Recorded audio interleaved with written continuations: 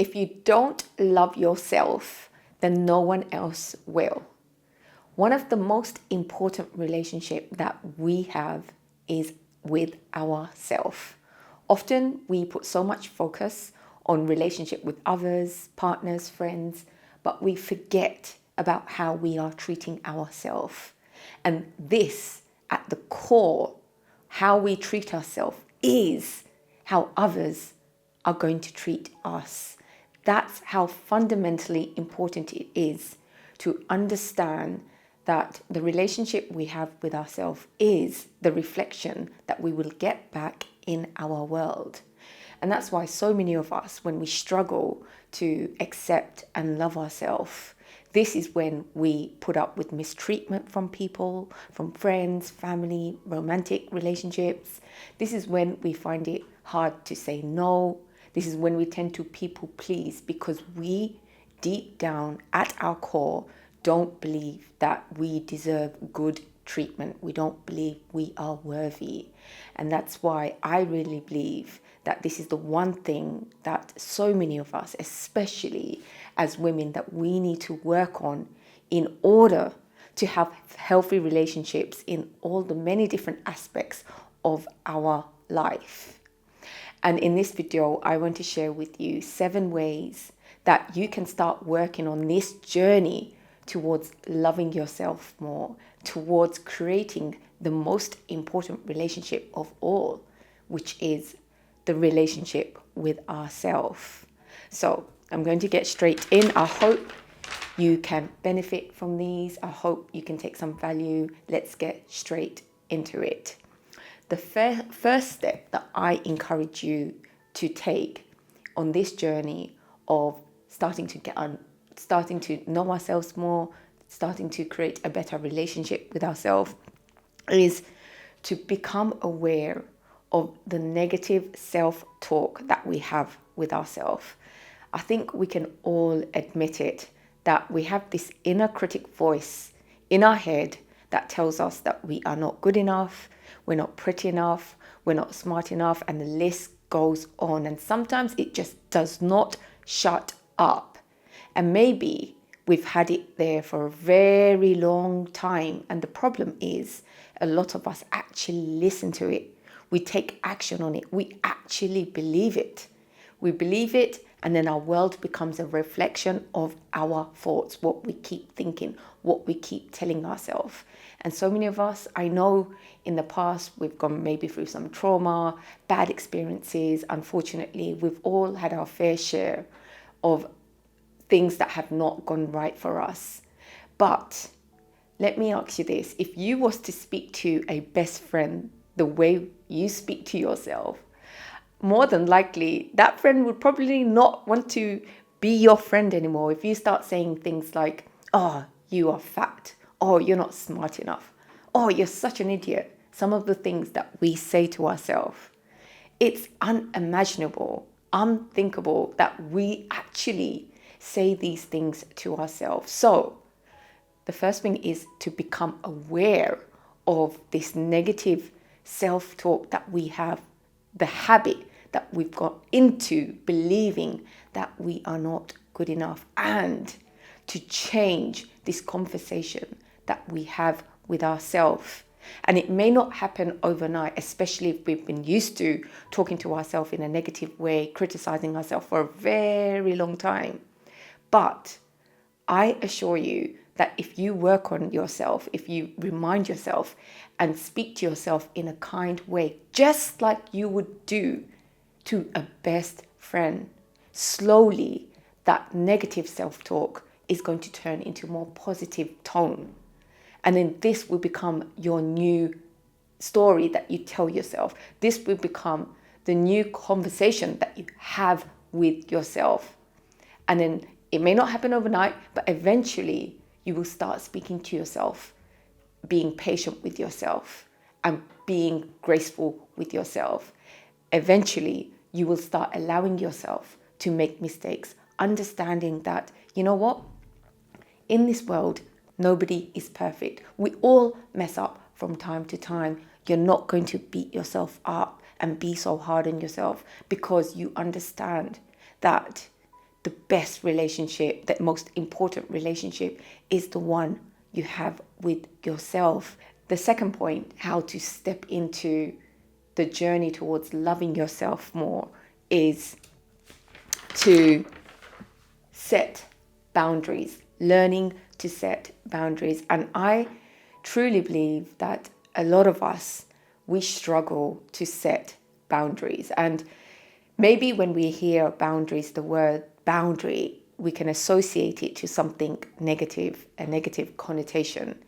Maybe it sounds like something aggressive, putting a wall up, not letting people in, not being open. However, this is not what I mean in terms of boundaries.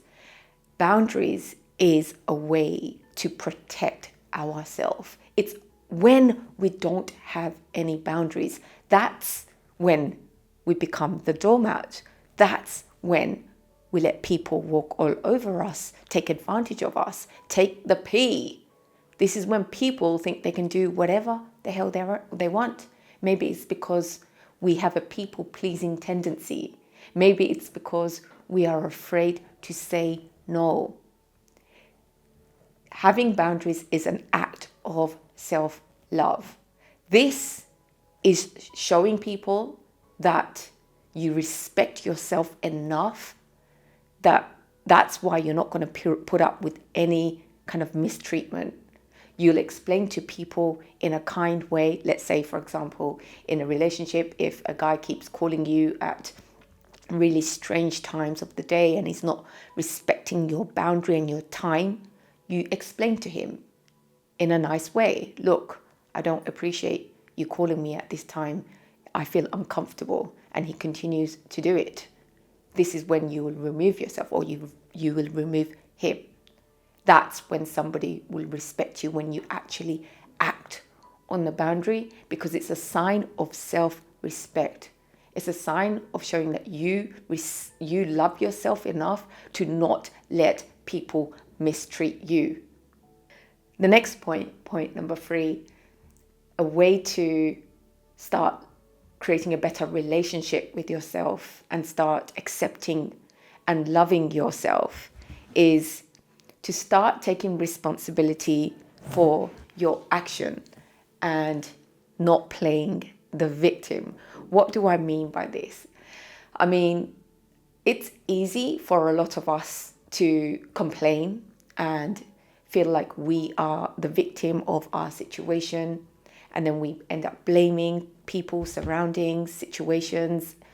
It's easy to play the victim. And don't get me wrong, I totally understand that unfortunately there's many of us who life can be so unfair to, where we are not in control of our situations. But for many of us, we can make changes. It's when we complain, when we feel like we cannot do anything about our situation. This is when we give our power away. This is when we are showing the universe that we are actually showing ourselves that we don't have any control over our life. We are just we're just going along with whatever is thrown at us. But when you decide out of self-love that you're going to choose which direction your life is going to go, that's when it becomes powerful. This is when you realize that you get to choose how your life is going to unfold. You're not going to be a victim of your situation. You will take responsibility for your life and different things that are happening, maybe some of them which you're not happy with, but you fully take responsibility and take action to make the changes that you need.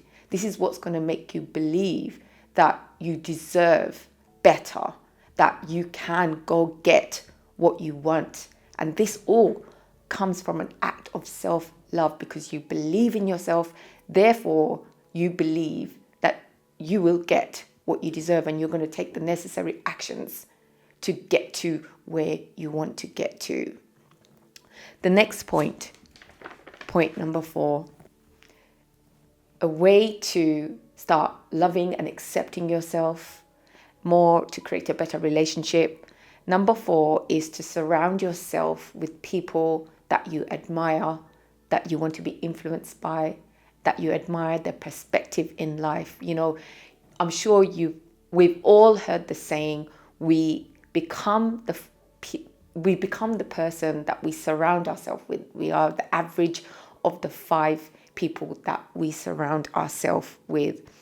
I truly believe in this, the power and the influence of the people who we hang around with the most, quite frankly. Because if you think about it, if you're constantly being surrounded by people who are negative, who look at doom and gloom in life, constantly complaining, eventually their perception about life, the way they think, it can have an impact on our well-being. We will eventually, if we spend a lot of time with these people, it will start feeding off on us, the way they think, and we will start believing what they say subconsciously. We may not realize it, but this is what happens. And that's why it's so powerful that we are intentional with who we spend our time with, especially for our well-being. If you want to work on loving yourself more, then by surrounding yourself with people who are encouraging, who uplift you, who cheer you on, who've got your back, then this is going to support you. This is what's going to inspire you to go towards your dreams. Ultimately, this is what's going to be better for you, for your mental health, for your well-being, because it will help you to believe in yourself.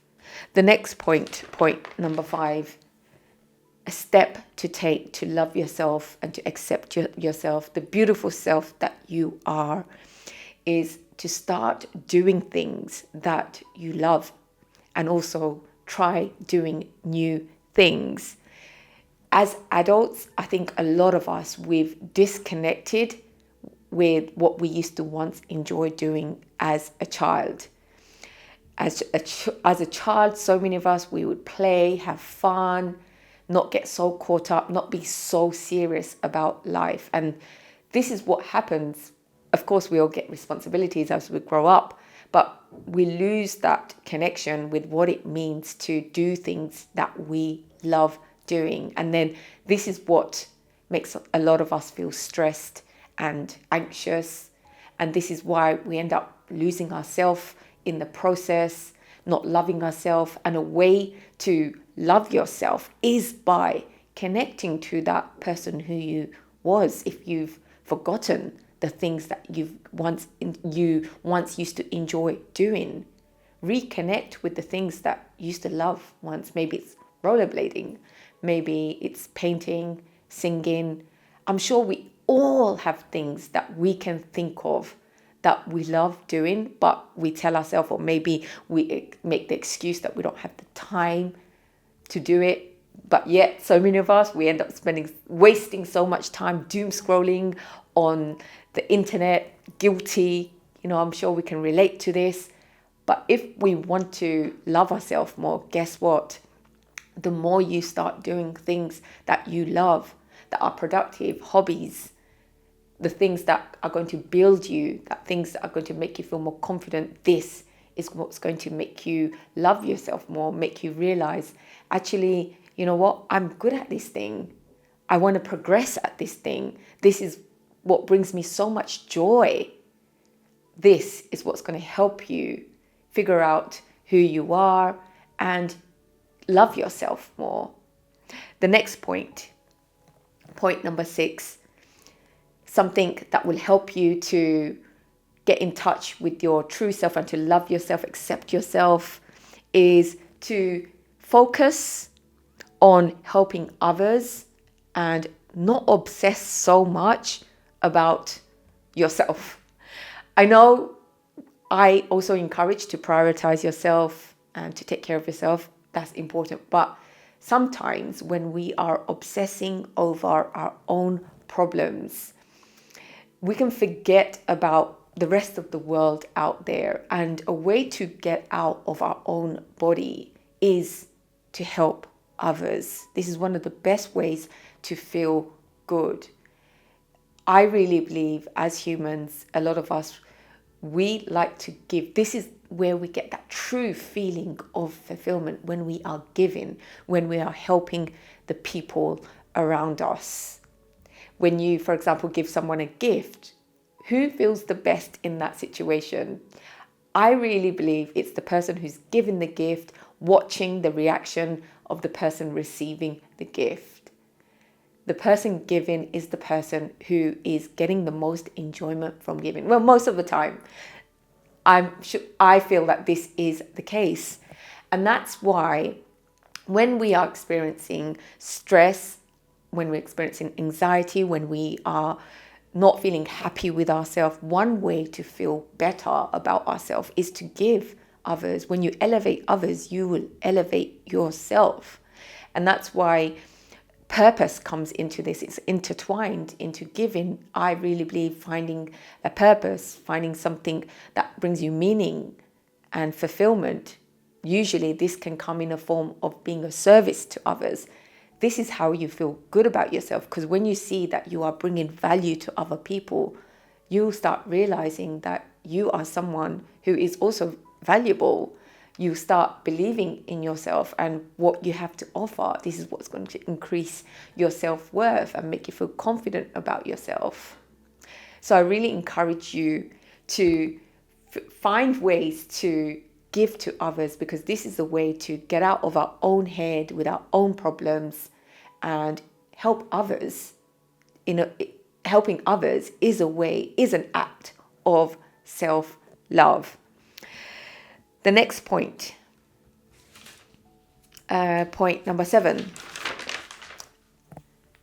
a way to connect and love yourself, a way to create a better relationship with yourself, is to exercise and to learn to take care of yourself. This is so underrated, I think, with self-love. Exercise, I believe, it's so important, and maybe a lot of us don't realize it, and we may take our health for granted. But when we participate in exercise, this is a mind and body connection, because when we're moving, it helps us to feel good. We release endorphins and it helps us to feel good about our body. This isn't about looking good for others. The number one thing is that it's going to make you feel good in who you are. You're going to honor your body. You're going to accept your body for what it can do, for breathing, for walking, for going to the gym. Start loving and being grateful for the body that you've been given. I think a lot of us, we can take it for granted, but actually true wealth is and lies in our health. This is when we actually feel good in life. Without health, there's so many things that we won't be able to do. So an act of self-love is prioritizing and taking care of yourself, of your health. There's a saying that says, show me what you've got in your fridge and I'll show you what your health is like. And I really believe in this, that when we are intentional about what we eat, we literally become what we eat. So it's important to be mindful. I know we all have bad days, eat chocolate and junk food. We all have those cravings, right? But if you can start becoming more intentional, start becoming more aware about what you are putting in your body, this is an act of self-love. This is showing that you respect your body. You want your body to be strong, to do all the things that you want to do. This is what's going to help you to also look and feel good. And when you feel good in yourself, this is when other people will treat you accordingly, because people can see that you love yourself, not in an egotistic way, but in a way where you respect yourself. You are not going to harm yourself. You're not going to get involved in toxic habits, because you want to take care of yourself and you want to have a vibrant life. And this is going to shine through your personality, your skin. And as a result, people will notice. This is what is going to make you a magnetic person. Self-love, I know we hear it a lot over the internet these days. But I want you to also remember that it's a journey. You know, some days are going to be good, some days are going to be bad. But if you're on an upward trajectory, working on the steps that I've discussed in this video, I really do believe that this is something that you can change. If you've got a negative, if you have a negative experience with self-love at the moment, it is something that you can turn around if you work on it. It's not going to happen overnight. It's not going to happen on its own. But if you continuously do the work that you need to, I really believe that you will get to a position where you accept yourself, your flaws and all. And this is when you will become the woman that you want to be, that's magnetizing, that's vibrant, full of life, that people want to be around. Share your thoughts with me, comment below. I would love to hear from you. Maybe you can add something. Maybe I've missed a suggestion about how we can all increase our self-worth and work towards loving ourselves more, because I think we all need to do that. It's a priority that we do need to make. I hope you've enjoyed this video. I look forward to seeing you in the next video. Take care. Bye. Sending you my love.